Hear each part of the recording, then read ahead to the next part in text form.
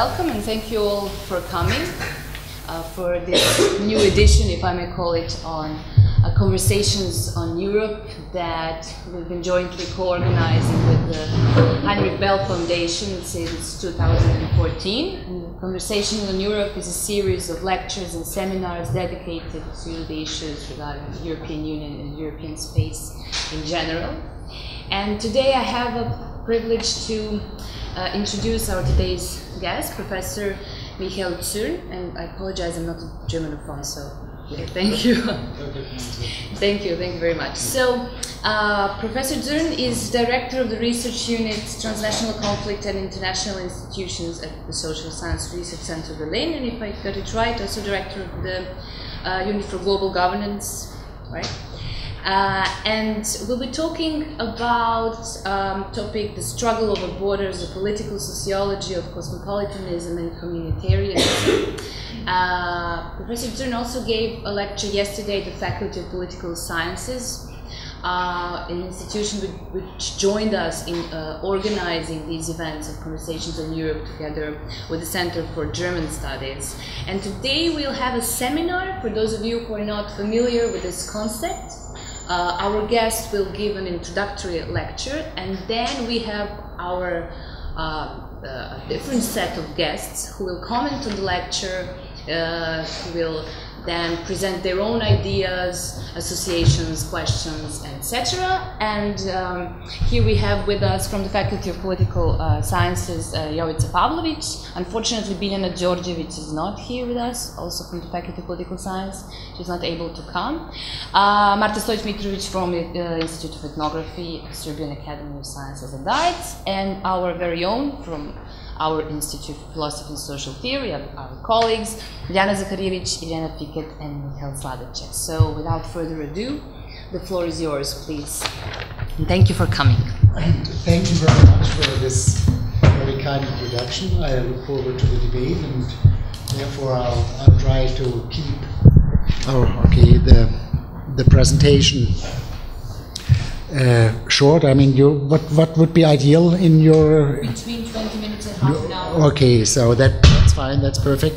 I would maybe briefly recapitulate what is in the chapter that was sent around, and then maybe, given the place here, move forward and put forward some implications for the question of democracy given such a cleavage that I'm talking about. So the plan is that I briefly talk about the concept of cleavage, then I say something about the study that we did, very brief some of the results, and then some of the normative implications. That would be probably the 4 steps that I suggest, and the 4th part is not in this chapter. On the concept of cleavage, I mean, most of you certainly know it. It has been developed, I think, in the 1960s. There is a famous Norwegian political scientist, Stein Rocken, and Seymour Martin Lipset on the American side, who mainly wrote about the concept and developed it. It is essentially the idea, and that was the starting point of this theory, that the party system in Western Europe, or the party systems in plural, have developed essentially as a reflection of different cleavages that evolved in European societies. So the idea is that it was first, of course, sort of a Catholicism versus Protestantism cleavage that was running within, or that was essentially structuring societies, and which still can be seen to some extent in the party system. It's then secondly the divide between rural and urban areas, then later on between periphery and center, especially in the 19th century with the whole process of centralization of nation states, and then in the 20th century, of course, the class conflict between capital and labor. Those are the 4 cleavages that have been identified originally by cleavage theory. And cleavage theory describes those different cleavages by pointing essentially to 4 components. First of all, there's a sort of a trigger. And the trigger is more or less a social revolution. This revolution produces a socio-structural opposition between at least two groups, which increasingly will develop an ideational foundation or background on the basis of which they have a struggle with each other, and that will be, of course, translated organizationally according to cleavage theory, to traditional cleavage theory, into parties. And therefore, you can see it in party systems. And if you do this for a moment, for the probably dominant, not probably, certainly dominant cleavage in the 20th century. If we talk about the class conflict, it's quite obvious that we have the Industrial Revolution as trigger of this class conflict, that we have a socio-structural opposition between capital and labor, that there's a sort of ideational foundation, probably socialism and liberalism, and that it has been translated into the party system with the sort of opposition between conservative and liberal parties on the one hand, and socialist and social democratic parties on the other. That's the basic idea of cleavage. And according to this notion, this class conflict, this cleavage, has structured politics in the 20th century, especially after World War II. It has structured all party systems in Western Europe and beyond, and it even has structured the global political system with the divide between the socialist world and the capitalist world. So that is the basic idea of this cleavage concept, and the argument now in our research project is that in the last essentially 25 years we have increasingly the rise of a new cleavage that increasingly begins to replace or at least complement the cleavage between class and labor. And in this case, the social revolution lying behind the development of the cleavage would be globalization. Both elements of globalization, the technological revolution behind it and the political decisions made in the 1990s, essentially. It is a revolution that has produced, as all of those revolutions, winners and losers, the famous globalization losers and globalization winners. And they have also can use or can reconstruct their position by using ideational theories. We provocatively describe them as cosmopolitanism and communitarianism, saying there is a sort of a political theoretical background that is, of course, very much polluted when it comes to the political level, but there's a sort of a real background. We used those two terms in this project very deliberately in order to avoid the idea that was still dominant in the 1990s. Ulrich Beck was one of those people who essentially said, well, they are the globalization winners and they are the future, and they are the globalization losers who essentially develop some resistance, but that is atavistic and it will go over. And by labeling it cosmopolitanism and communitarianism, the basic idea is to put them on normatively in the first place on an IS level. And of course, the organization of this new cleavage, given that it is about borders, and given that it is triggered by globalization, is not one that you can see only within domestic party systems. It also goes beyond, so that international institutions are used as organizations, especially for the cosmopolitans. NGOs are forms of organization of the cosmopolitanism. We can roughly say, while cosmopolitans very much use transnational and international institutions for their purpose, communitarians very often use the national institutions for their purposes. So it's a somewhat different form of organization. Where am I? So that is essentially the new cleavage struggle over borders. I don't say a lot now about the technicalities of the empirical study that we did. Maybe we can talk more about this in the debate if there is any interest, but say a little bit more about why we label it cosmopolitanism versus communitarianism. And in doing so, I move to this slide here with the argument that if you look to claims made in the public sphere, in different countries, we studied 5 countries, and in different political arenas, the national arena, the European arena, and the international arena, you can quite easily see that it is mainly 3 issues that are packaged together on the 2 sides of this cleavage. And it is 3 issues. It is open versus closed borders, and open versus closed borders refers to economic borders as well as to borders for people. So it includes the issue of migration and the issue of capital movement and the issue of free movements of goods. So that is the whole issue of open versus closed borders. Then secondly, it is about the issue of the appropriate level of the exercise of political authority, that the one side, the communitarian side, very much emphasizes the importance, the relevance, the normative dignity of national, of domestic political institutions, while the other side considers the transfer of political authority to European, to international institutions as necessary in order to solve problems, all on the one hand, but also for normative reasons. So this is the second thing that is put together in this package, the issue of the transfer of authority or no transfer of authority.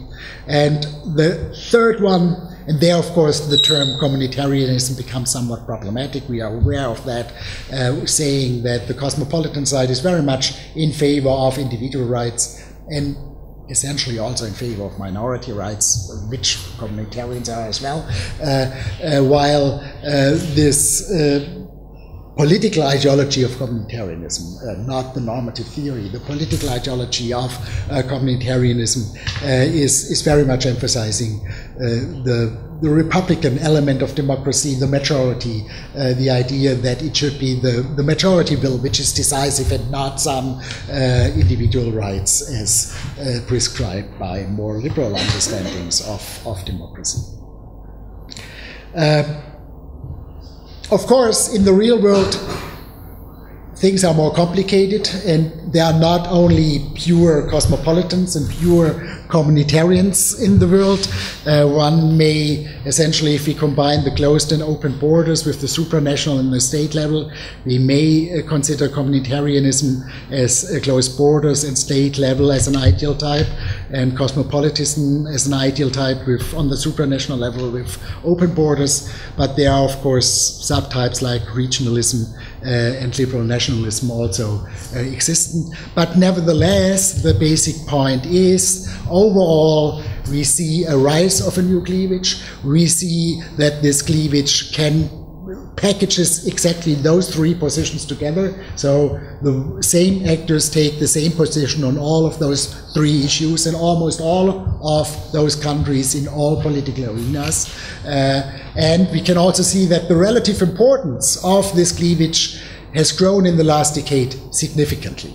I mean, I always consider Austria as the most dramatic example, a country that was dominated after World War II so clearly by the 2 big Volksparteien, by the catch-all parties like the SPÖ and the ÖVP, and in the presidential election in 2016 in the first round, the 2 new parties, that is the right-wing populist party and the Greens, received together over 70% or 68% of the vote, and the 2 old parties together received in this first round of the state elections about 25%. So I mean, a sign that this other cleavage, the new cleavage with the Greens and the right-wing populist party as the major proponents, was much more important than the other one. And if you look to the debates between, let's say, Trump and Clinton in the US, there was very little about class issues, about social policy. It was mainly about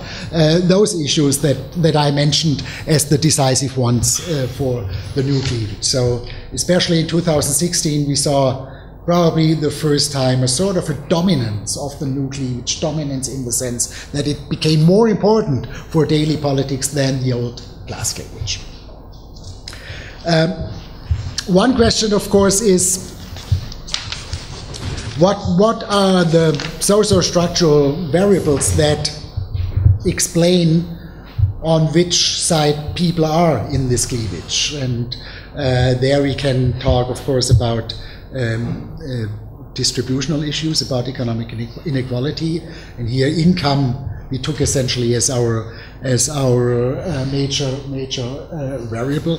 There is, of course, a number of good reasons to argue that economic inequality is driving this whole cleavage. It's directly derived from the idea of globalization winners and globalization losers, but there are also some problems in this explanation. I'm very brief on this one here. Another explanation is the cultural one, which focuses mainly on urban and rural differences, which are obviously very, very important in this cleavage. As I said yesterday, just look to the US, where Hillary Clinton received in the 10 biggest cities of the US over 80% of the vote. I mean, over 80%, think about it. That was never received by any socialist party in any city in the world. So, I mean, it's an enormous gap between the city and rural areas. For this cultural explanation, we used transnational capital. I mean, capital in the Bourdieu, in the sense of Bourdieu, and transnational capital as the things which you capture when you live for a number of years in a foreign country, the ability to speak different languages, those kind of things. That would be the things that we use for the transnational capital variable. And then thirdly, there's a sort of a political explanation saying we have a strong anti-elitist orientation on the side of the communitarians, and that is considered mainly due as a lack of responsiveness of national institutions, and here we took education as the major variable. I think, I mean, that's very brief, and if you want to go into the details of this design of the empirical study, that is something that we can do easily in the debate. I just want to focus on the major empirical findings here, and the first one I mentioned already. We can now speak essentially in all of the 5 countries that we looked at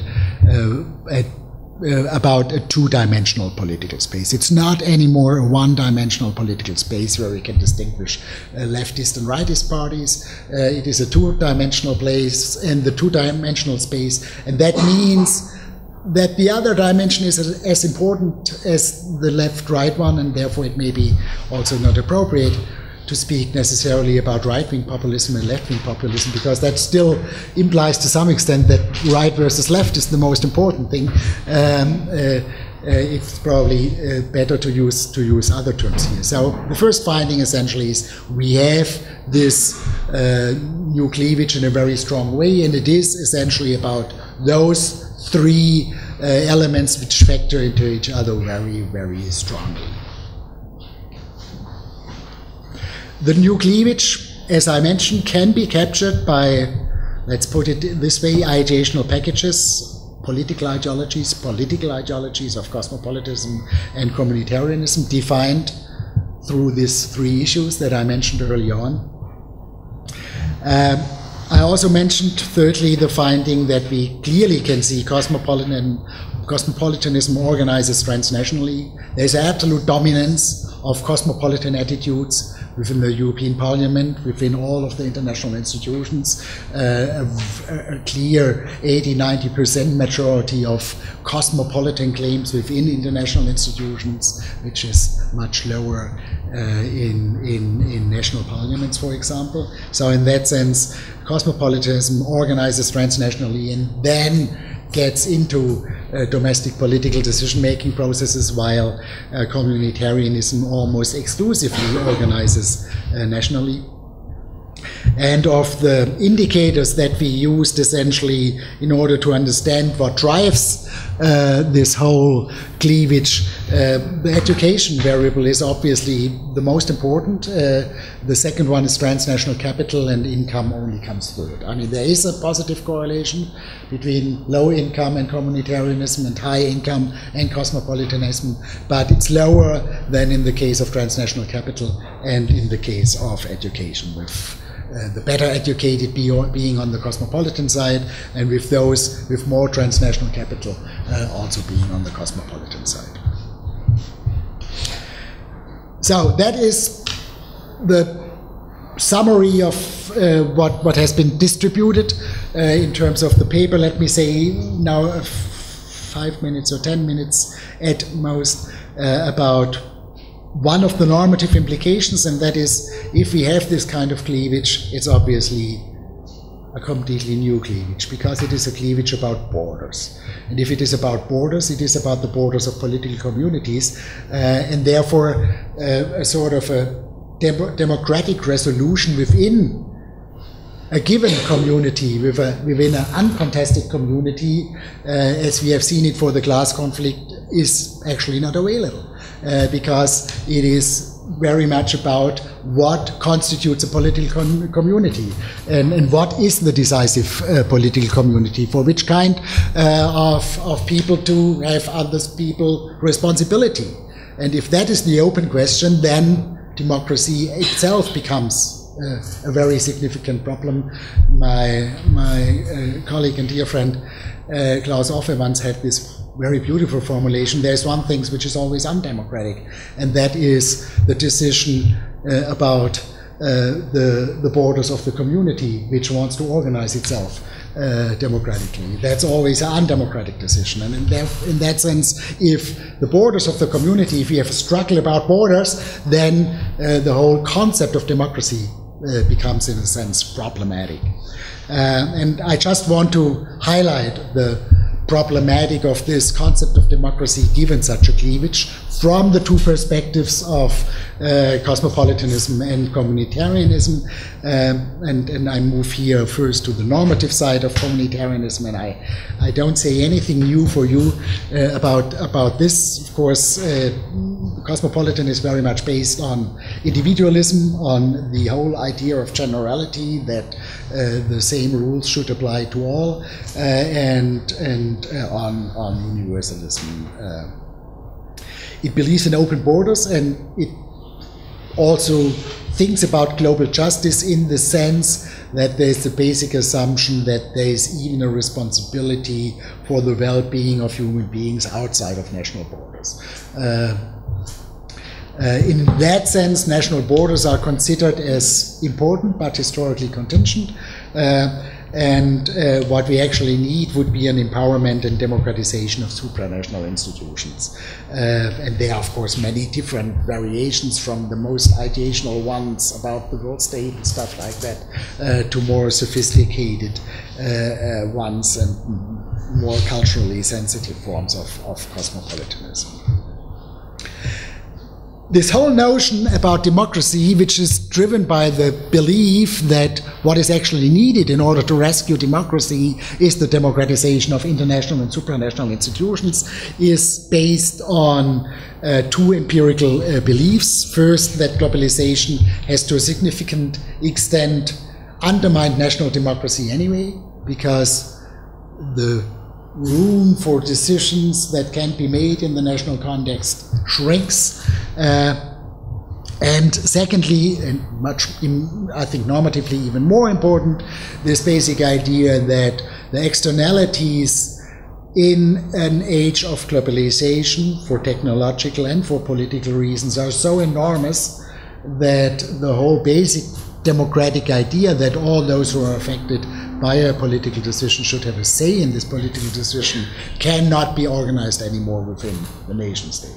So the famous climate change example, that of course actually those people who live on those Pacific islands, which won't be anymore there in 5 or 10 years from today, should actually have a say in the decision about climate policy, but they don't have. So in that sense, these are the strong empirical statements essentially on the cosmopolitan democracy side, and therefore the democratization of international institutions is justified for reasons of effectiveness. We need to have international institutions to solve the major problems of our days, which are climate change, which are regulation of financial markets, which is maybe transnational terrorism and so on. And all those problems cannot be solved on the national level, but require international institutions. That's the sort of effectiveness argument. And then there's again the normative argument that it should be also made within international institutions, those kind of decisions about climate policy and financial markets, because there are many affected outside of the cities of New York and London about the financial markets regulations, but the financial markets regulations are just in the realm of a few cities and their control of the capitals, to put it bluntly. So that is essentially this argument for cosmopolitan democracy. In addition to that, there is the argument sometimes made that democratic supranationalization also helps to protect democracy on the national level. But that's increasingly problematic, this statement, as we can see. However, there are obviously significant problems for this whole notion of cosmopolitan democracy. So, I mean, it's not obvious that this is the way to go, because the problems are so fundamental that there may be very good arguments it can be not achieved. Not in the sense it's very hard to achieve, but it's essentially unachievable. And that's, of course, a much stronger objection. And the first one is, of course, how do you essentially assess externalities? When do we overstep a threshold of an externality? Because externalities are ubiquitous. They happen all the time.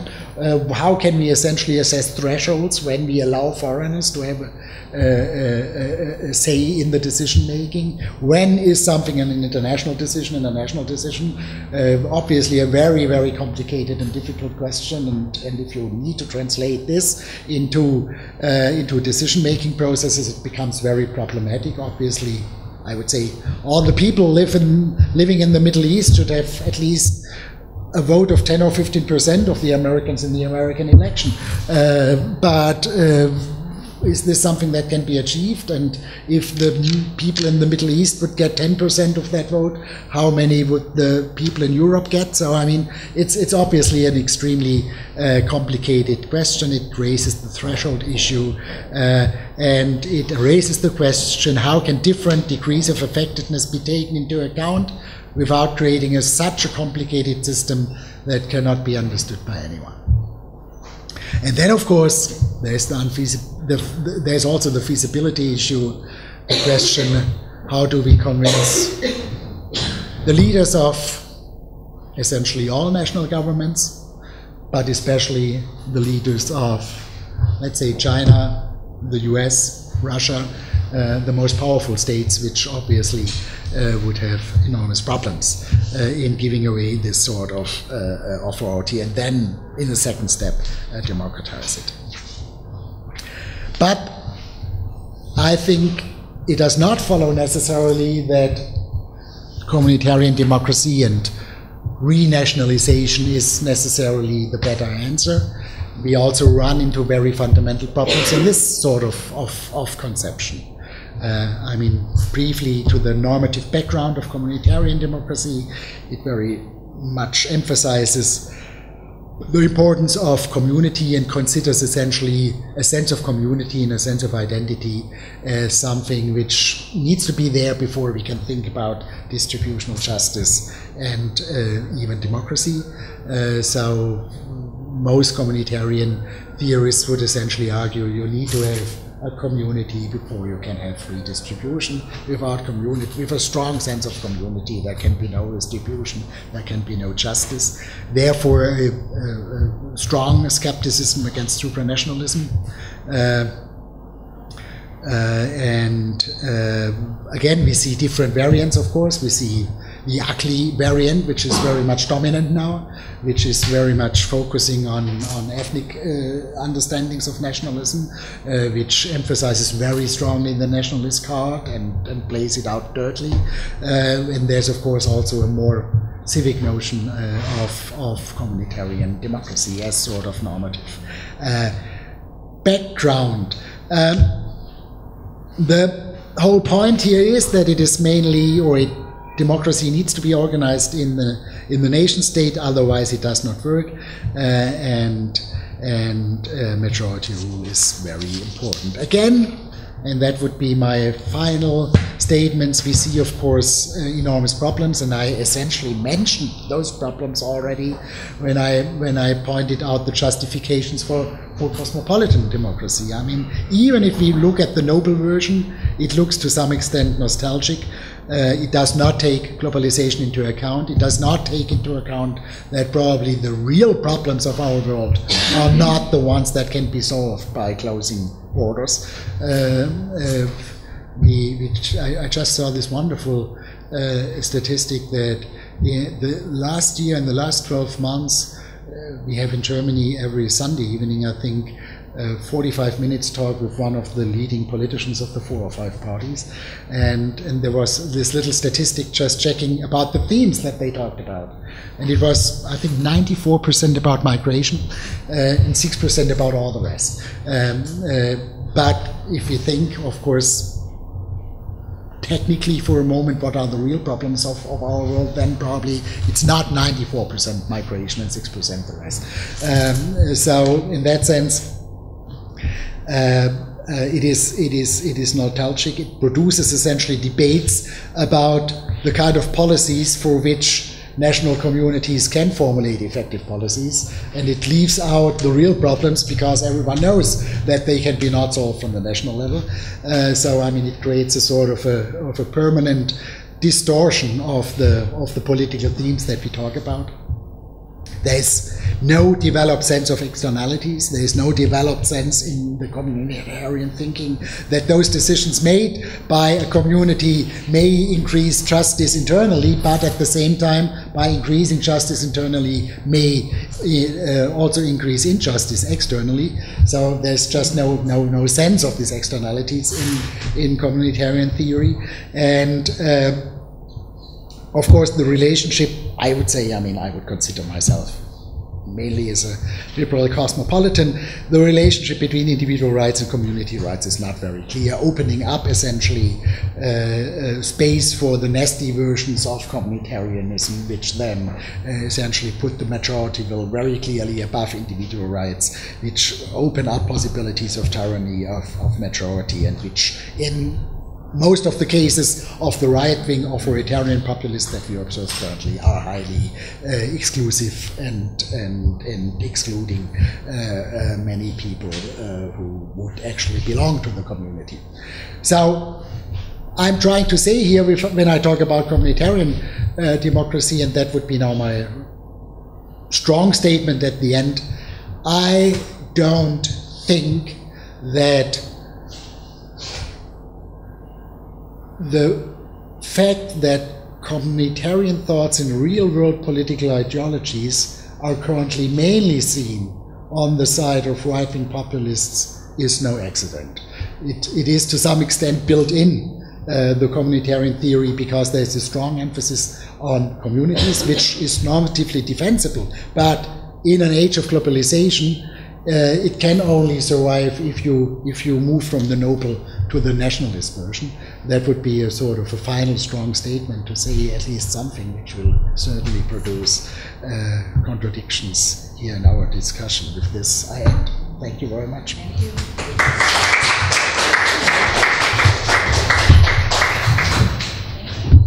I'm sure we'll have a lively and exciting debate.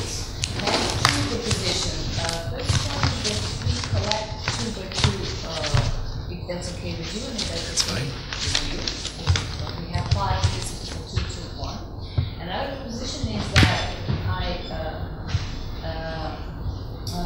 I abandoned the good manner of starting with ladies. I actually have this assumption that Michal and Jovica will start from a political theory kind of angle, and then we can switch to theoretical assumptions, different theoretical background, that would be Marta and Biljana, and we switch to Irena Fiket, that she will have some empirical angle. So that's okay with you, because I think from the Jovica.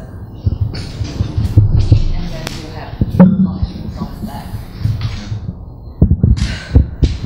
So, I have some comments and questions regarding the meaning of the concept, very concept of communitarianism. It has been argued in the text that that political ideology of communitarianism, by contrast to cosmopolitanism, is defined by the combination of a position that views justice and tied specific communities and beliefs in the nation state as the primary unit in which such circumscribed justice can be realized. However, this combination can be frictional as well, because prominent communitarians such as Sandel, Walzer and McIntyre support the first claim that justice can be comprehended as well as realized only in relation to specific communities. However, those communitarians reject the second claim concerning a nation state at the very community which embeds the justice and the proper mode of distribution of goods. Originally, communitarians did not uphold state sovereignty and advocate the primacy of nation state.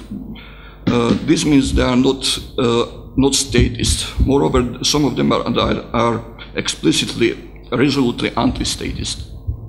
In the last chapter of Sandel's book, Public Philosophy, McIntyre takes a partial response to my critics, which concluded the book after McIntyre, and Walzer takes the communitarian critique of liberalism.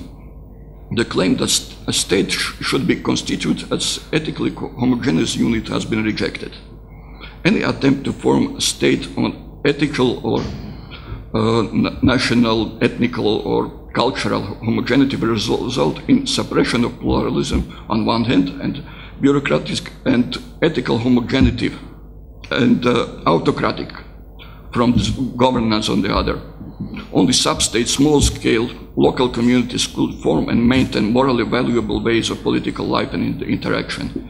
As McIntyre claims explicitly, as an answer to identification of communitarianism with statism, because very frequent critics by liberals, the nation state is not and cannot be locus of community. Accordingly, the concept of regionalism is problematic as well. Regionalism is labeled as cooperative project of nation states to project particular shared values and institutions. These definitions of regionalism is rather different than those advocated by those standard communitarians.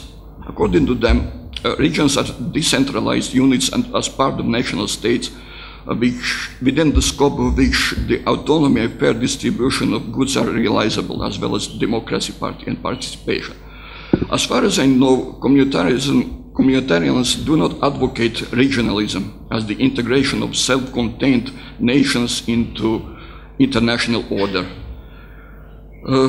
So in the one place in the text it has been noticed that the notion of communitarianism encompasses a mixture of quite heterogeneous positions from the left to the right and from the statism to communitarianism in the more narrow sense of the term. So my question is, what is the more narrow sense of this term? So, and how to reconcile those two meanings of communitarianism, a statist and non-statist one, or regionalist one. So apparently the narrow meaning can be quite opposite to the meaning which has been attached to this term in this book. Also, the endorsement of human and immigrant rights cannot be a dividing line between communitarian and liberal nationalistic position. At least this line is not very clear-cut. Communitarians could claim that acknowledging human and immigrant rights are simply not enough. For example, the immigrants have to accept the form of life which is shaped by democratic politics in order to be fully integrated as equal citizens. So the critique of Universalism, as it is articulated in the introduction, differs from standard communitarian critique of cosmopolitan universalism.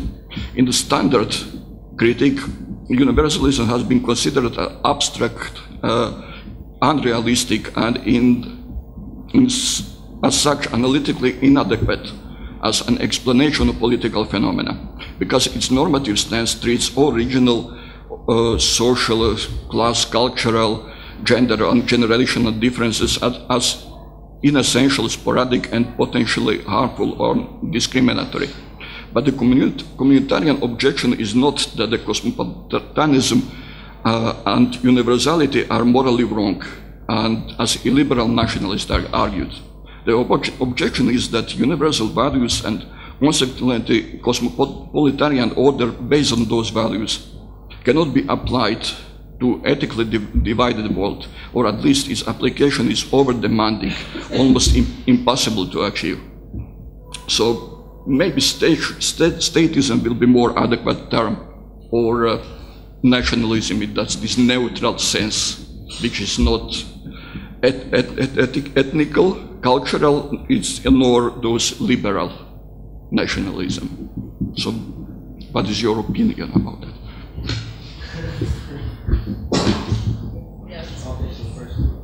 Well, thank you for this great lecture on a topic that is very interesting to me, and I can say dear to my heart, since I'm doing my PhD thesis on the borders of on the borders of communities, and I deal with it from a somewhat different aspects. I deal with secession and self-determination theory. But the question, I think, generally and overall is the same. Where do we draw the borders of political communities? And I think that during the time that Lipset and Rokan wrote about the class cleavages in societies, they had a pretty firm idea of what political communities are. During the Cold War, we could apply the realist state theory that states are like billiard balls that bounce off of each other. So communities, to a great extent, were pretty clear-cut, at least much more so than today. But as you said, in the 90s, since the 90s, there has been an ongoing fluidity of political communities as the political aspect of globalization started to emerge. We have the European Economic Community turning into a more political European Union, and this is where the fluidity between communities starts to be visible the most. I will first give a perspective on this related to the cosmopolitanism and communitarianism opposed sides, and then I will ask you a question. So my perspective is that cosmopolitanism as a philosophical norm and a political theory has essentially the better answer of where the future lies. If you look at it from the normative perspective, nobody can argue against free trade and open borders. If you take migrants or asylum seekers, it is very hard to normatively argue that a person cannot pass a border just because it is there if they have a need, economical, or if their life is threatened. However, when it comes to the political level of daily politics, I don't think that cosmopolitanism is any better in that sense than communitarianism, because they both just fall under the umbrella of populism. Even though the cosmopolitans are the ones that accuse the communitarians of being populist, I don't think that their politics is any less populist, because it doesn't offer any viable solutions on how to deal with the obvious democratic deficit that exists in institutions such as the European Union. I think that if they're to overcome this problem, and they need to do so, and I will speak about why a bit later, they need to offer sustainable democratic institutions on the supranational level. And I think that why is that? I think that we can draw on our own case here of Yugoslavia. Even though it wasn't the democratic state, I would say that Yugoslavianism as an ideal was a cosmopolitan ideal that aimed to solve some problems that have been in the Balkans for centuries. That is, to overcome the ethnic and national cleavages, which are the most important here, and offer this cosmopolitan solution to it. However, the problem is that even though, again speaking from the political theory perspective, this seems as a very viable solution, this approach, in my sense, was a top-down imposed identity of cosmopolitanism. It did not have its fundamental grounding in the actual feeling of the society, be it the Croatian, the Serbian, or whichever side. And this is essentially, in my perception, why the idea failed and collapsed so bloodily in the 90s. Once the political institutions became weak, the communities started to revert back to their sense of communitarian belonging, because this was something familiar. And I'm afraid that if supranational institutions of today don't find a solution to the problem of democratic legitimacy, which Yugoslavia lacked, that there will be a dispersion of those supranational states. Not, of course, in a bloody sense like in Yugoslavia or perhaps a bit in the Soviet Union, but I think that democratic legitimacy for those supranational entities is very important. And because in that way, people who feel as they're, because of this new fluidity of communities, and people who are starting to revert to their own communities because they feel more and more that they're not making decisions which affect them. So if you take the Brexit vote, for example, an interesting fact that I found out yesterday is that 1.5 million more Britons voted on Brexit than they voted on the general elections the next year. And why is that? In my opinion, they felt that they have a direct say in the Brexit vote, while the institutional political system has failed them in giving their voice, letting their voice be heard. And it is very sad if democracies of today have to revert more and more to referenda and referendums in order to get the people's voice heard. In that sense, the political institutions are failing to do their job. So my final statement is that the cosmopolitan philosophy and theory, even though it has an upper hand on the theoretical level, needs to provide answers in the on how to deal with this lack of democratic deficit, and how to make the periphery, which today is the anti-global camp, feel at least a bit more like a part of the center. And I think that it is what we see today is that the Brexit vote, the winning of Trump, Orban in Hungary, this is all the reaction that we had in Yugoslavia when the institutions started to get weak. People are starting to protest against the imposed from top down cosmopolitanism. My question is to you, which you did kind of cover during your lecture, but what best institutional mechanisms can be implied, some that will give more there will be a mix of communitarian and cosmopolitan tradition to deal with this democratic deficit. So, thank you. I think the first round is over. Not a easy question, I guess. No, very, very good comments, very helpful. Thank you very much. I go in order. Michael first.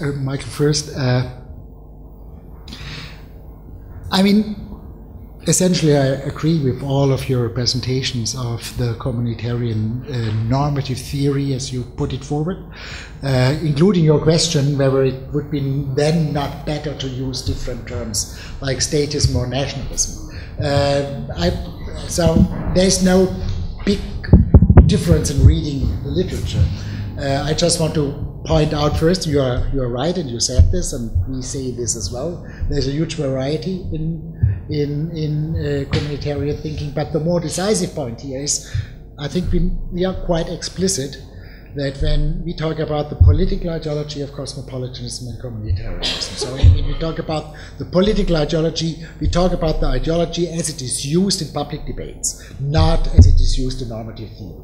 And here we say, if we look at public debates and we analyze public debates, there are two positions and they package three issues.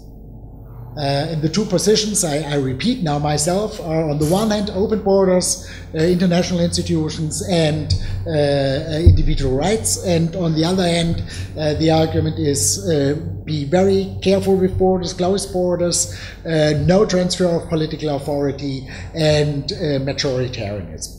Now we have those two positions, and now the question is, how do we label them? How do we describe them? These are the two political ideologies that we observe and that are out in the world in very different political fora. You can see the packaging of those issues in all the 5 countries that we looked at, and you can see it also to some extent in some of the international institutions. Now it seems to be more or less accepted that the position pro-individual rights, pro-international institutions, pro-open borders can be labeled cosmopolitanism, that there is a significant similarity to the normative theory between the political ideology and the normative theory.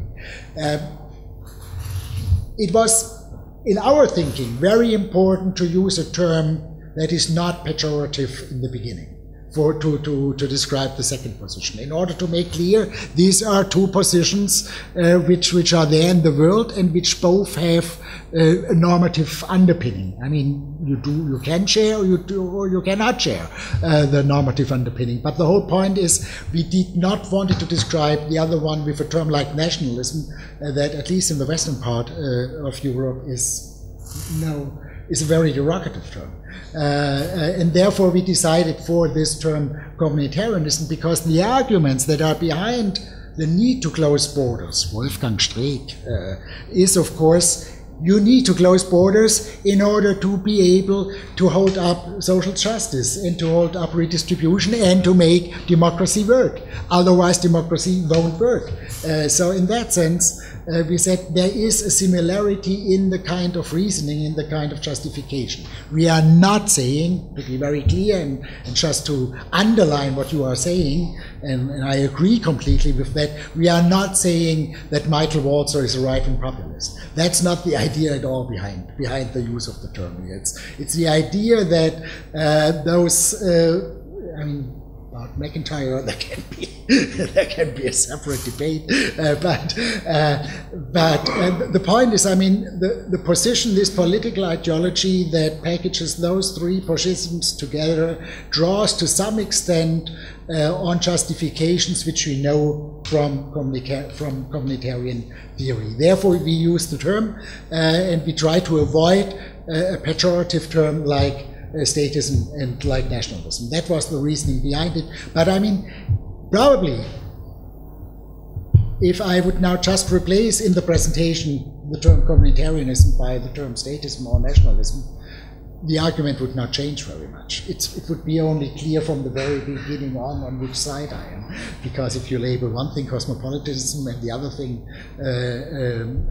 nationalism, it seems to me, at least from my background, from my theoretical background, that you already have decided which is normatively the right position. And that was the reasoning behind it. So, just as an explanation, but I completely share your reading of communitarian theory. So I mean, there's full agreement on that, and maybe it would have been. I mean, there are arguments for using a term like nationalism or statism, and there are some of the arguments that I tried to put forward for being provocative and call it communitarianism. But we are aware that it is provocative, and we are aware that we are doing not full justice to absolutely most of the communitarian theorists. And I think I also agree with what you have said. I mean, the major weakness of the normatively more convincing answer, I would agree with that as well, is that we cosmopolitans, to put it now this way, are very, very weak in identifying mechanisms how we can really democratize those international institutions. I mean, I would say liberal cosmopolitans are those who have asked first for the democratization of international institutions, long before the other side has essentially criticized them for being undemocratic. But that also shows that the political strategies derived from this insight did so far not work, and there are not very good answers in achieving this. And I also agree there are many indications that show us that people would like to have more legitimate democratic international institutions. I would read this Brexit number that you refer to, that there was, I think, 8 or 12% higher turnout in the referendum campaign than in the last national election. I would read it a little bit differently, because there was already in 1974 a referendum in Great Britain about being part of the European Union or not. At that time, the turnout was 20% below the national election that was next. And that just shows to me that over time the EU has been politicized. People begin really to see and consider the EU and international institutions as political institutions, not as technocratic instruments to achieve something, but as political institutions. And this essentially shows that there is a need to democratize them.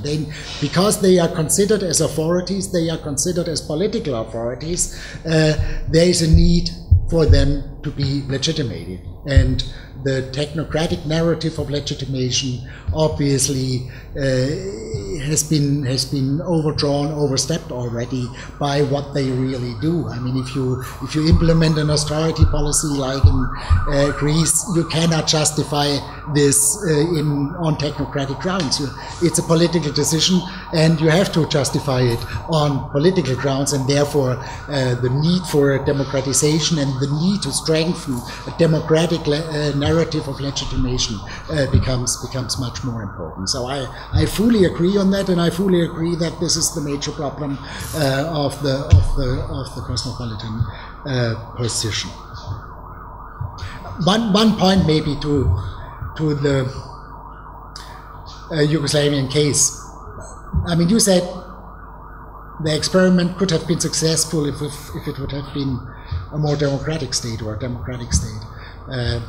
We had this debate yesterday evening, if I remember correctly. I mean, another reading is, of course, it was always considered only as an in-between step, as a way to maintain at least some autonomy from the strong enemies in the East and in the West. And with the 1990s, when those enemies were gone, then we could go the second step, which was real nationalism, and not only the sort of but I mean, I don't know, you know much more about this, but of course that's one reading that you have, but there could be probably other readings of the falling apart of Yugoslavia. Thank you. Now for the second round of questions. Marta Stojić Mitrović.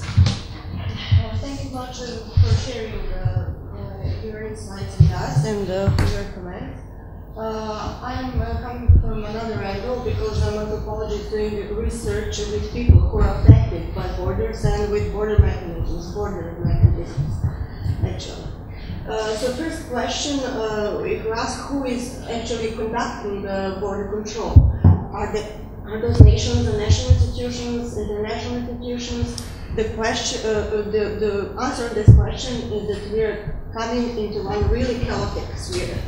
For example, Greek asylum system is not conducted by Greek institutions; it is conducted by European institutions. Frontex is working, even though it is European organization for management on European borders. It is conducted their activities also on the territories of countries who are not in the European Union. In Libya, warlords are those who are protecting people from, not protecting, but preventing people from migrating. In Bosnia, for example, it is very interesting that local police commander prevented people from settling into one of the center for accommodation.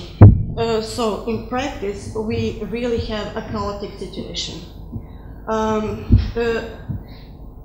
We cannot speak about renationalization of border control in that way. If it is happening on national level, it is conducted by national actors, but those who are delegated to do it, to organize it, belong to national elites. Again, in humanitarian sector, we have that international westernized. So, and also we have vigilante groups and village hunters that are hunting migrants around on the mountains, on the border crossings. So what is happening that some small practices on the border are gradually becoming systematic and become part of official agendas of parties, of programs of some international institutions, and also of some agendas of the European Union as a whole. The next question is, where are those borders? Are they on the borders of the nation states? The question is again very complex. There is a large external dimension that borders of the European Union, a zone of freedom, security and justice, are protected outside of the EU. People are preventing even from beginning their journeys toward the EU. That is a kind of agenda that is going on for more than 20 years in the European Union. But also, borders are internalized. They appear when people are already living for a while in the European Union or anywhere in a territory of a state, when they are expelled from it or deprived from accessing some institutional services. Getting medical aid if they do not have documents, or they are, for example, deported to the states of origin of previous state. Also, people who are not citizens, who have the right of residence on a territory, are sometimes forced to conduct border controls of people who are asking them for a service. For example, doctors, so people who are not professional border guards. Doctors, hostel owners, hotel owners, taxi drivers, because they can become criminalized and have some consequences.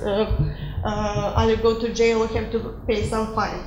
The borders, besides of being internalized and externalized, they are totalized because they're not only practice performed by professional actors, but they can be performed by anyone.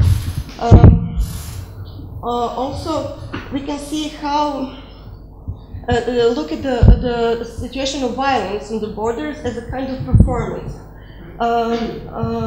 It is a spectacle of encampment, of practices of bordering, of showing that states and other bordering actors have the sovereignty and the power to conduct border control and prevent any unwanted population to get into a territory. A very interesting question is that we are now increasing, facing an increase of proliferation of categories that are depicting different categories of people. So persons become migrants, but migrants are then qualified on very different levels.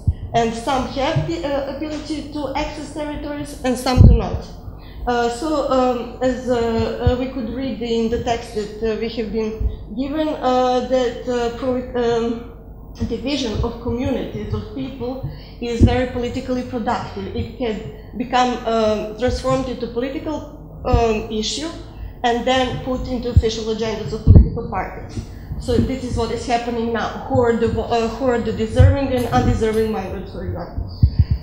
Also, very interesting things is again about concerning borders. Borders can also be mobile. For example, that during the existence of the corridor that was going from Greece to Slovenia and then to Austria, people were practically forced to use the means of transportation and only certain roads, and could not go out from these roads. So it was a kind of mobile encampment or confinement of people. So it was a border that was crossing state borders. So borders are very dynamic. They can appear anywhere where freedom of movement is questioned by some authority.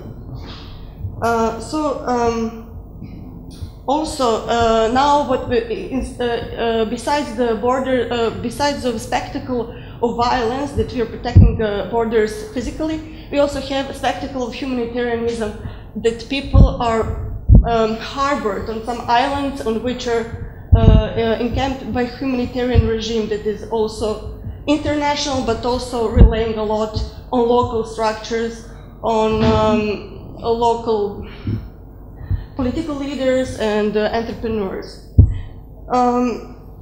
Also not only borders are not revoked only when someone from outside is arriving into a territory. There are a lot of people who are already residing, who are deprived of political representation, who cannot make political decisions, or also these categories are, I think, in my opinion, increasing all the time. So I just wanted about when you were talking about cleavages, about the differences between cities and rural areas, it is also again very depending on the concrete situations that we are dealing with. For example, in Croatia, when some journalists interviewed people that lived in it is very hilly area with not a lot of dense population. When journalists asked people whether they would call police if they saw a migrant crossing, they said, of course not, because so it is. I think that the situation is depending on many local factors, and it is very difficult to make generalizations on that. So I also wanted to ask you how do you see worship group of countries, are they seen as a regional type of regionalization in communitarianism, or some regionalization like in communitarianism, worship group of countries? Also, one very interesting thing is that Identitarian Europe, maybe you're familiar with that, that is a rightist group, right, extremist.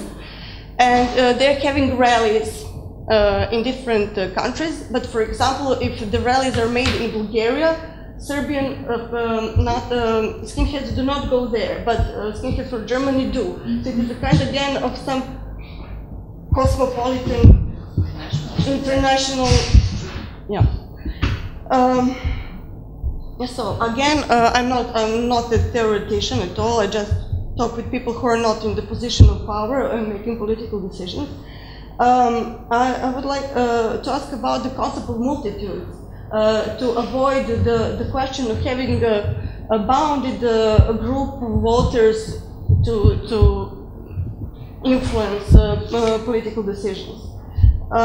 Also, it is very important to talk about acts of citizenship and anti-citizenship acts, for citizenship acts that is taking the power to decide even if you are not a citizenship and you do not have the right, and also anti-citizenship act when you are denying the existing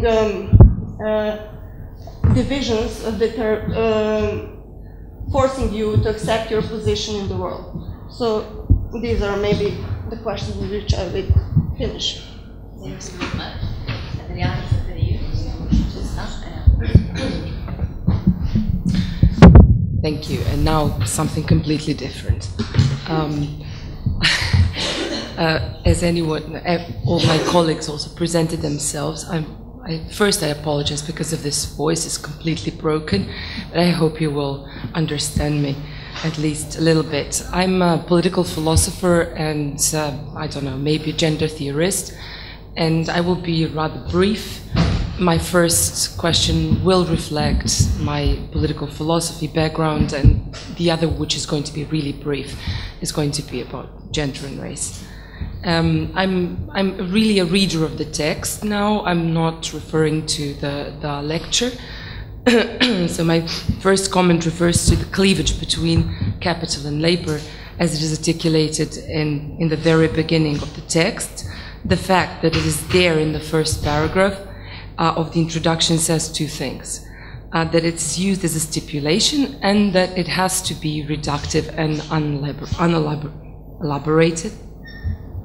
However, it seems to me that we really want to understand what happened and why with the so-called mainstream parties and what is now happening with mainstream parties, which fail one by one in all parts of the world, basically, with the emergence of elites and common people pair and the world politically generally in disarray in 2018.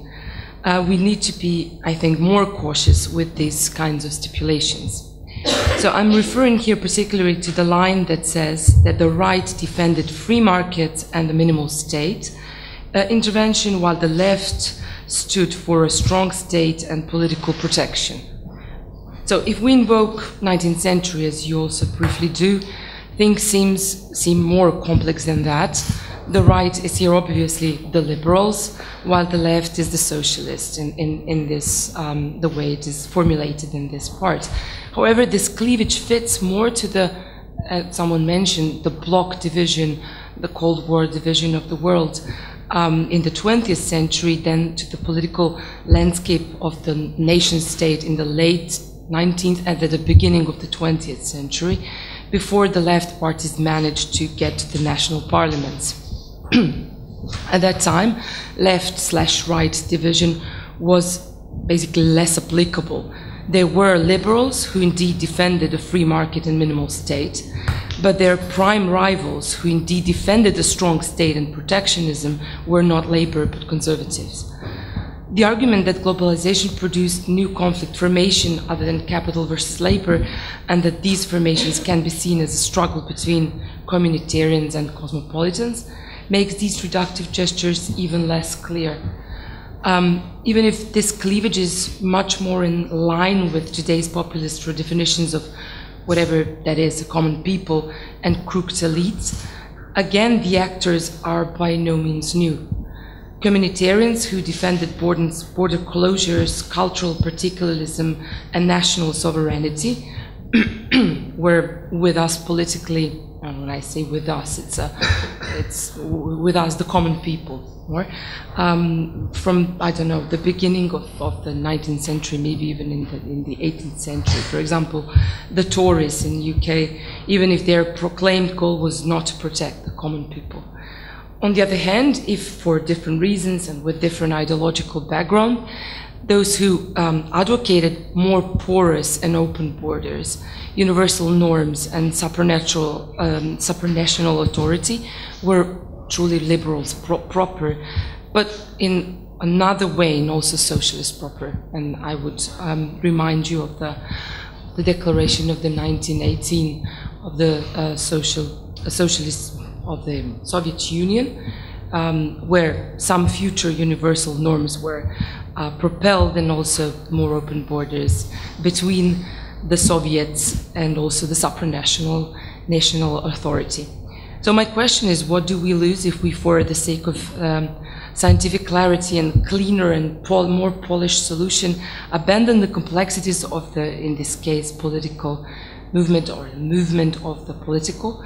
What do we get to understand about the current constellations, which become ever less mainstream and ever more pernicious in terms of how the democracy works and how it will be enacted in nowadays or in the future, if we reduce our starting points in understanding phenomena which engender what is currently forming the world of the political, and what I said is obviously just one tiny part of this. I mean, we can make it even more complicated if we introduce other parts of the world, other nation states, and other supranational constellations. My second question is really, really short, and it refers to the cultural explanation of cosmopolitanism. But I always wondered. I know it's really a commonplace in today's political science and political sociology and political theory,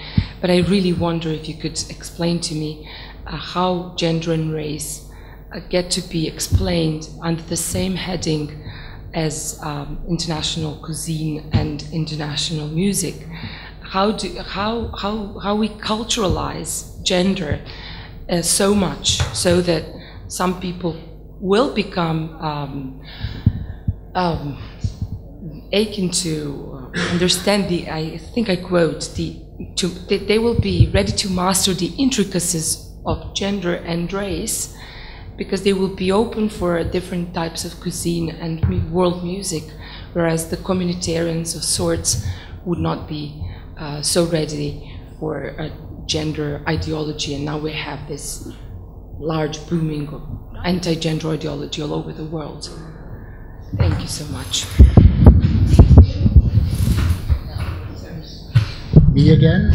Thank you for those comments. I mean, probably I should just confess in the first place, I'm guilty of generalization, yes. This is an attempt to generalize things, and in that sense it may be elements of overgeneralization. Relatively brief responses to the border issues. I mean, as you pointed out, we can probably, or we could distinguish when we talk about the border issue at least four things. I mean, first of all, do we talk about territorial borders or social borders between different social groups? And I here clearly talk about territorial borders, not about any social borders or something like this. And when it comes to territorial borders, then, as you said, there are, I think, at least three dimensions. One is, of course, the question that you highlighted very much: who is carrying out the border controls? The who question. The second question is, to which extent are those borders which are there considered as open or as closed? I mean, that's the degree of being porous or not. And I think the third one is which borders? I mean, is it really national borders, or is it in some cases other borders? And if we talk about territorial borders, I would say, well, it's quite clear in the current world as a sort of generalization that we talk, with one exception, and the exception is the EU, about national borders. There's very little territorial borders within the nation states, but we talk about, in most cases, national borders, and the EU is a specific case, but that would fall in this 2x2 category into regionalism, that you essentially defend the regional borders. But the decisive issue seems to me in this sort of packaging of positions is essentially how open or closed are those borders. And I mean, it is so that European borders can be very, very closed, and then it's not anymore cosmopolitanism at least in its pure sense, even if it is not the national borders that are defended. So I mean, the point here is, to a significant extent, how open or closed are those borders, and the openness and closeness refers, of course, on the one hand to goods, on the other hand to capital and labor, and the third then to people which are not considered only labor. And there you can also have the differences, of course, that you can have very open borders with respect to goods, but you do not want to have a free movement of the people. I mean, that's essentially the British position, right? I mean, we want to have open borders in Europe for all the economic activities, but we do not want to have the Polish plumber in our country, which is a statement about a free movement of people. So in that sense, I think you can make all those differentiations, but what I'm trying to say is here that the debate is focused essentially on the question whether the borders are closed or whether the borders are open, and then with the sort of sub-differentiation, are we talking about capital, are we talking about people, and so on. And that's the issue where the contestation is about. Not so much about the issue who is carrying out the control. So I mean, you're absolutely right, but that seems to be not the dividing line between the two groups that control the political debate currently. That would be my response here. That these are all very important observations, but the question whether border control is carried out by Greeks, by Europeans, or by non-public officials is not the debate that is currently in the focus of the debate. So what I'm trying to say is we have these two groups and they refer to certain arguments, and I look at those arguments and say these are those, or those arguments are about this or that. And I would say they are not so much about who is carrying out the border controls, but it is more about the question what kind of border controls and how strict are those border controls.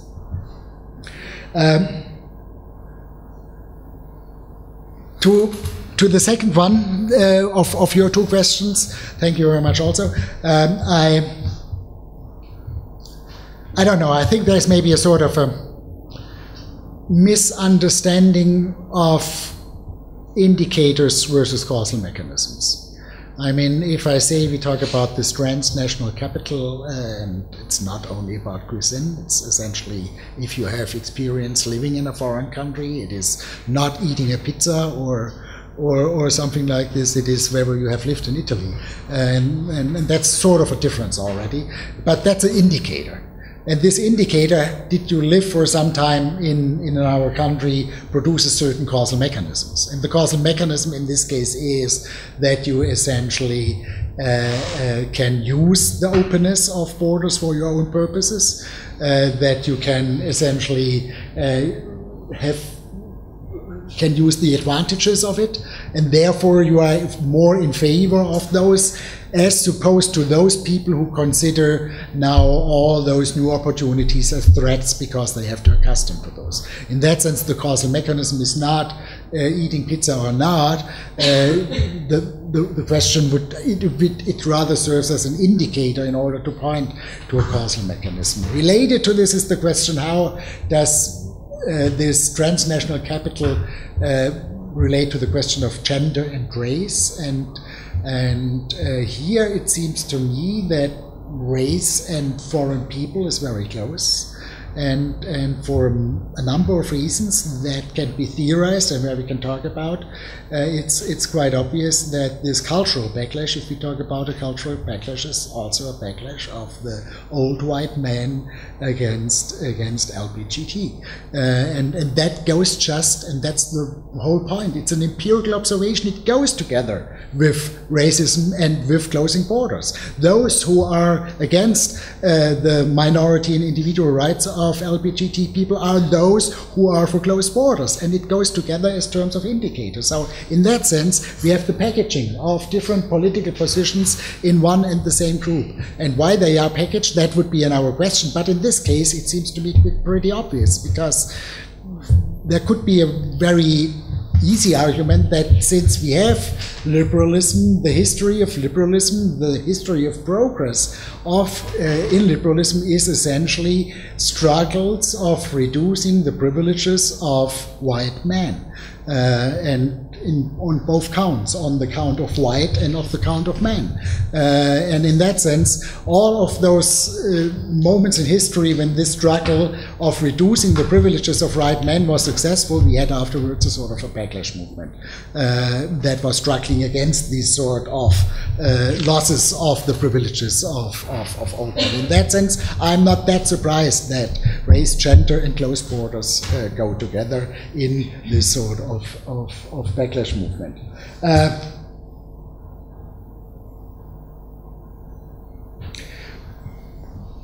On the generalization of cleavage in general, I mean, you're right. Sure, the transnational, the labor capital that developed in the 20th century from the Industrial Revolution on, it was, of course, first in England that we can observe this cleavage, but we also had in England first the Industrial Revolution, and that it diffused and it essentially became dominant in most parts of Western Europe, and then it became politically absolutely dominant after World War II in all of those party systems that Dip, Set and Rock can talk about, and that's essentially the consolidated democracies after World War II. And there I mean, being very, very willing to say that there were small parties there and small parties there, and some issues that were debated in those societies which were not really relating to the issue of left versus right, were not relating to the issue of socialist versus capitalist parties, if you want. But I would say, well, I mean, it was so dominant. If you look to the world of the 1950s and 1960s, that 98% of the political issues that were debated were about those two questions. Do we want to have more social redistribution via the welfare state, or do we want to have more open markets? Do we want to have a stronger labor movement, or do we want to have lower production costs for the capital? I mean, these were the debates dominating those societies, and to some extent even the international system with the Soviet world and the American world juxtaposing each other, even to the extent that many attempts of the non-aligned movement to find a way between the two essentially were always drawn into one of the two camps as a result of power politics of the two camps. So I mean, saying that the 20th century was dominated by the class cleavage is of course a generalization, and you can always find some points where you say, well, there were some other issues involved, and there were, you are right, but I would say it was clearly or easily identifiable as dominant. And the point now about the new cleavage is not to say that class is completely gone, but it is the argument, it seems to be that those other issues, which were always there to some extent, are now going to be dominant, and they structure our political landscape, they structure our political debates. It is something new. It's not anymore the socialist parties versus the conservative parties. It is that the divide between those two parties is going down in importance, and that is one of the major reasons why we see the decline of the catch-all parties, and why we have the rise of those many new parties which are very hard to understand as just an expression of the class conflict. So again, I agree, there were always other issues, and some of those issues are picked up by the new cleavage, but I would argue the new cleavage is now dominant in most parts of Western Europe. And that is why we have tomorrow in Germany elections, and possibly the Green Party will, for the first time in history, have more votes than the Social Democratic Party in a country like Hechia, which has been a social democratic stronghold for forever, essentially. So this is the argument. It is a generalizing argument, and in that sense it ignores some of the smaller issues, but it makes the argument, if we look what is dominant, this has changed. Thank you very much. And finally, but certainly not least importantly, Irena Fiket. Okay, I had many comments, but I will try to focus. Okay, I appreciate very much the effort to find a new cleavage, because it's important. I think it's very important to finally somebody consider globalization as a trigger to the biggest social change that will be reflected in political cleavages. But still, I somehow remain on these lines of critique of generalizations, but I will try to be more specific. For me, this this capturing globalization politics through cosmopolitanism is, I think it's not adequate, but not only at theoretical but also analytical level. It's not really, could create problems.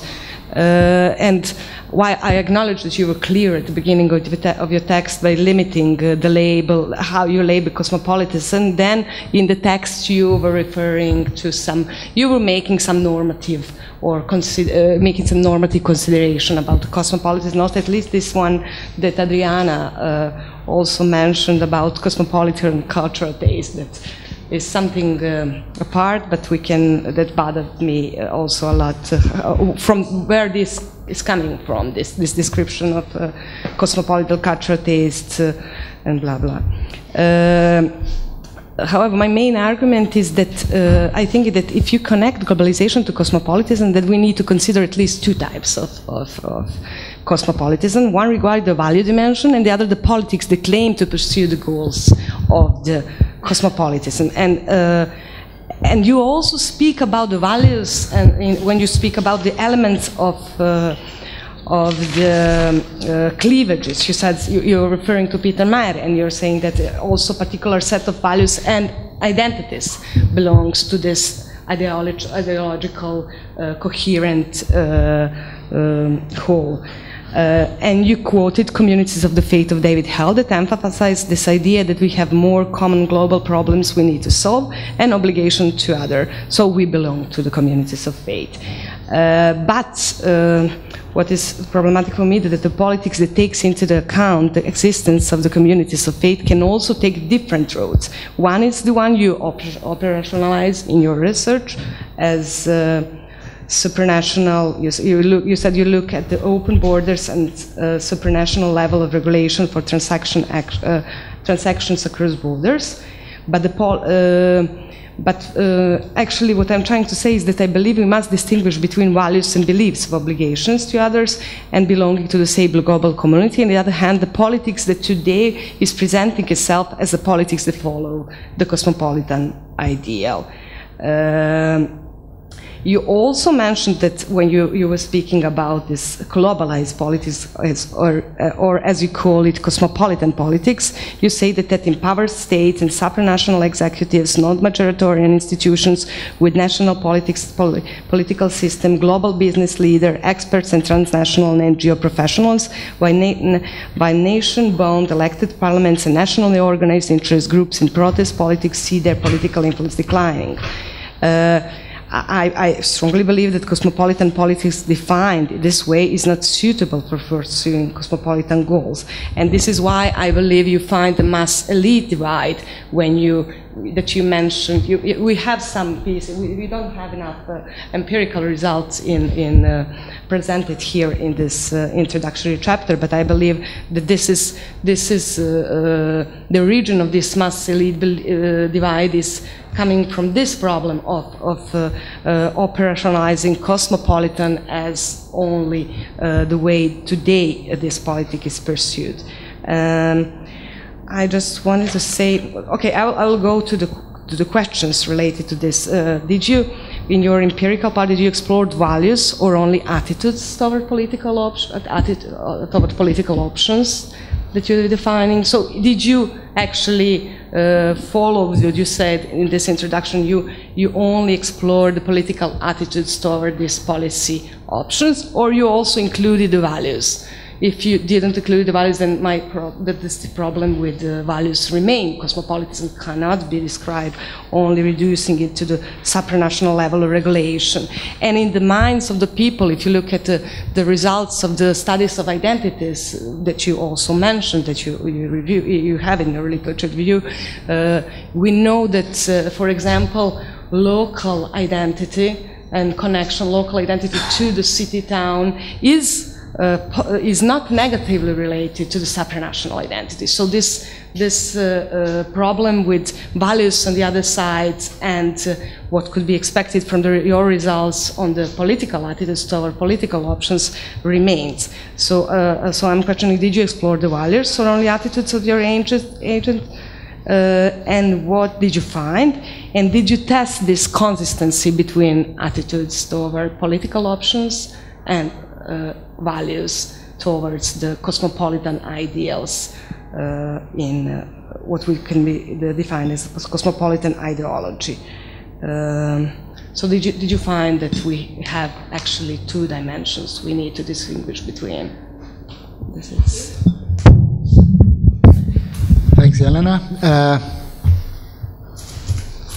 I'm not completely sure whether I understood the first part. I mean, it is true that if you talk about cosmopolitans, we are also talking about different versions of it, and we are talking about a more pure version and a more nasty version, and the nasty version is probably neoliberalism as a sort of a cosmopolitanism which is fighting for open borders, but essentially mainly for economic goods, and which is then resisting a re-regulation on on the international level. So, I mean, it may be true that we have a counter-reaction to a specific form of cosmopolitanism, which is then in many areas maybe associated with neoliberalism. And that may be different, this political practice may be different from the normative theory of cosmopolitan, as much as the right-wing populists are different from many parts of the communitarian theory. So, I mean, we have done this study on the level of political ideologies, not on the level of normative theories. That is true for both sides, for the communitarian side and for the cosmopolitan side. On this other one, I mean, we had essentially three bodies of data. One was something that can be labeled claims-making data. It is operationalization and a coding of data by political actors made in the public sphere, as you find it in newspapers, as you find it in TV, in radio, and so on. So these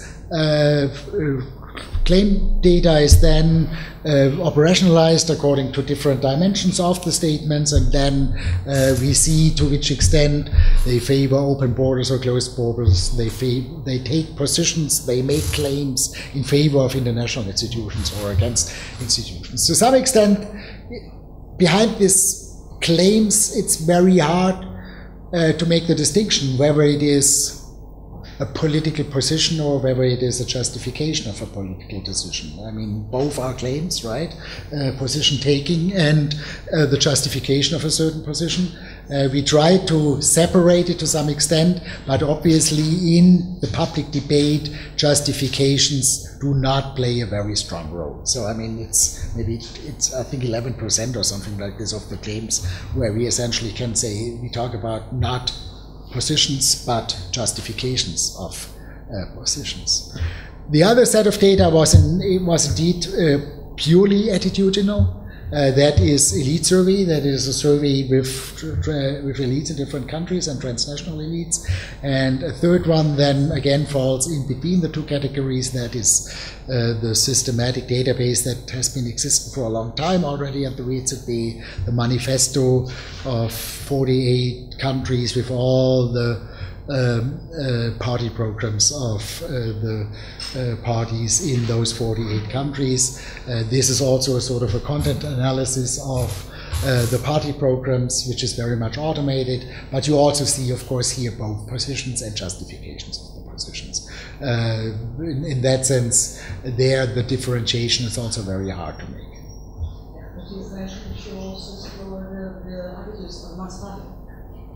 The mass public in the research. As a sort of a control variable where the elite attitudes differ from the mass attitudes. And did you measure the universal, did you explore the universal values, which is the dimension, the fundamental dimension of the cosmopolitanism?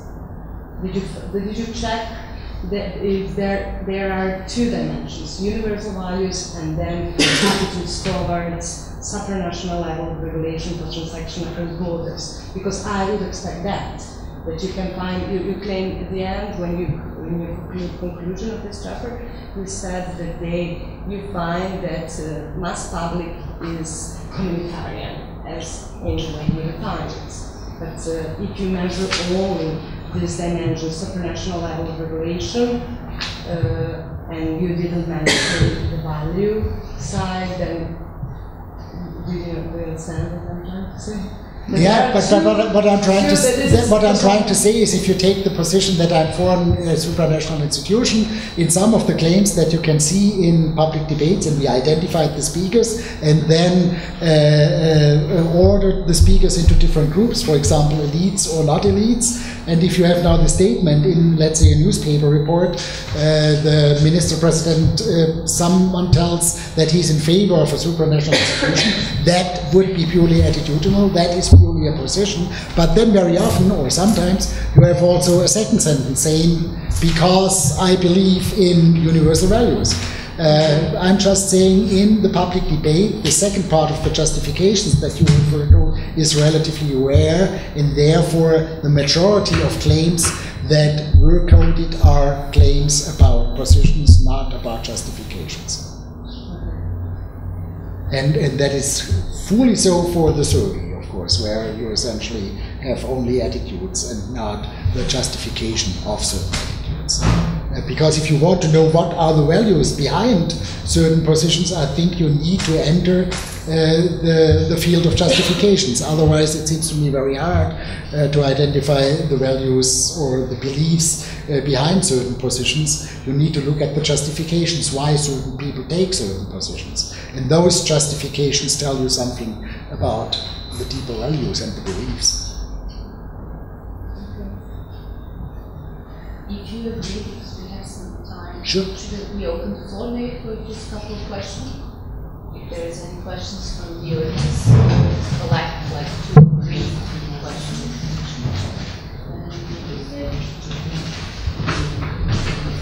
There's one hand. Yes, does cosmopolitanism only apply to white? Sorry, excuse me, can you just wait for the microphone? So you can read it. I'm sorry. Does cosmopolitanism only apply to white people? Why are Africans not considered cosmopolitan? If you take a great filmmaker like Yoseliani, who's Ossetian, Georgian, lives in Paris for many years, is considered cosmopolitan. If he were African, would that be considered cosmopolitan? Why not? Is there anything in my argument which suggests Africans cannot be cosmopolitans? No, except that what we are calling the border problems, especially here in Europe, are funded, or rather formed by wars elsewhere that make for refugees. So we have, Merkel's good tolerance in trying to deal with these migrant issues. And then we have Orban and his barbed wire fences. And in the United States we have, this jackass in the White House with his walls and so on and so forth. The bottom line is that it is the dominant capitalist power that makes war all the time, especially in 2 countries like Iraq and Afghanistan. I take a bus every day with refugees that go out to Obrenovac that are from Afghanistan and Pakistan. I too am a refugee of sorts. But except for the police, the status is not noticeable. So my point is that the cosmopolitan term, which I think originally was later obviously politically used against Jews, but today I still think that in Europe the special status to white people is given, obviously, and seen that people of color from Africa or from Asia are considered different than fitting into the possibility of the cosmopolitan. During the Second World War, Germans who could not identify with the Reich fled, especially to my hometown, Los Angeles, a quite good handful of them, by the way, and so on and so forth. In their status of refugee, they were not considered cosmopolitan.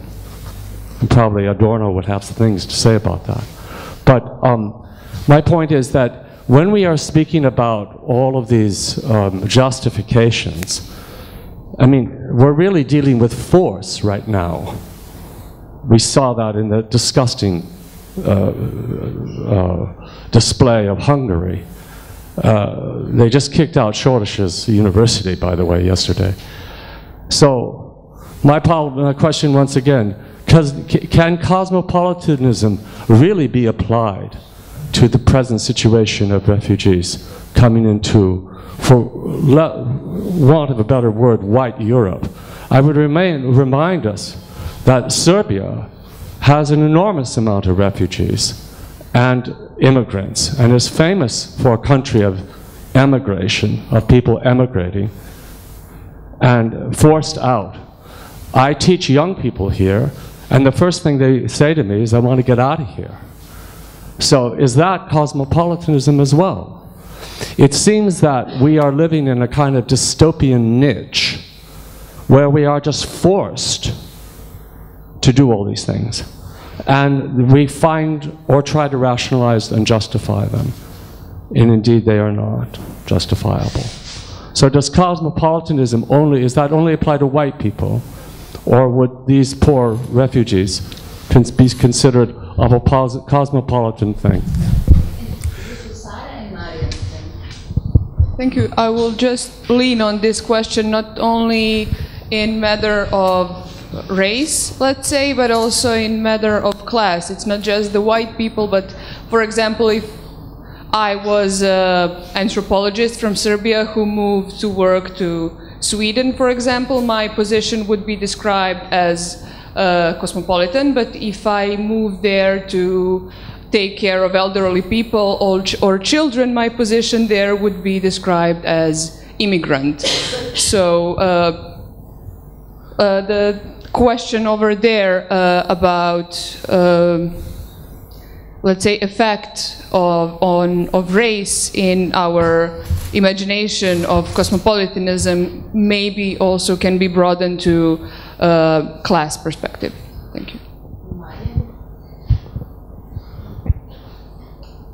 Well, I was just wondering, when you were mentioning that, in your opinion, kind of normative stances which involve gender discrimination or race discrimination can be intrinsically linked to communitarian nationalist ideologies, while on the other hand, those stances which are for gender equality, for racial equality, which are normative universalist, in other words, must go hand in hand with the stances that are inclined toward free trade, open borders, in other words, cosmopolitanism, but with a kind of market liberal orientation. I was wondering, this seems to be the situation in Europe, but if you turn to the United States, for example, we can see forms of right-wing political ideologies which quite comfortably combine an acceptance of free trade with gender discrimination, with racial discrimination. So that, and just maybe there is some kind of intersection between those forms of cosmopolitan ideologies which are kind of market liberal and right-wing populists when it comes to what might be termed the defense of the private sphere. Although they conceive the private sphere differently, these two forms of ideology, they seem to converge on certain issues. And yeah, just that.